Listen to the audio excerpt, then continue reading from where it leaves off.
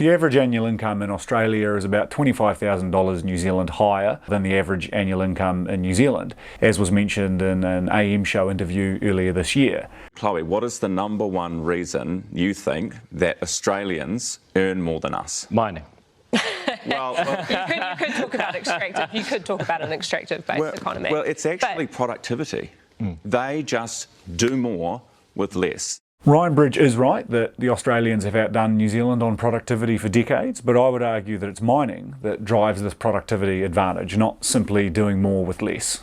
I mean, mining is the biggest sector in Australia by GDP, accounting for close to 11% of Australia's GDP in 2021, whereas in the same year in New Zealand, mining was the smallest sector as a percentage of GDP, not even 1%.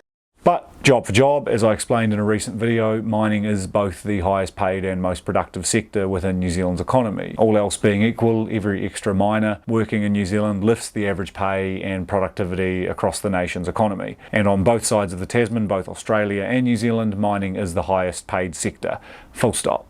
So when Australia's largest and leading source of GDP is such a strong economic performer like mining, and it happens to also be New Zealand's smallest, it's fair to assume that it is in fact mining that does drive the gap between New Zealand and Australia when it comes to pay and productivity. Australians earn more than us. Mining. If New Zealanders are serious about trying to close that gap, it's at least worth considering what a larger resources sector in New Zealand would mean for the average pay and productivity across this country and closing that gap with Australia. Otherwise, we can just keep scratching our heads and wondering why we lag further and further behind.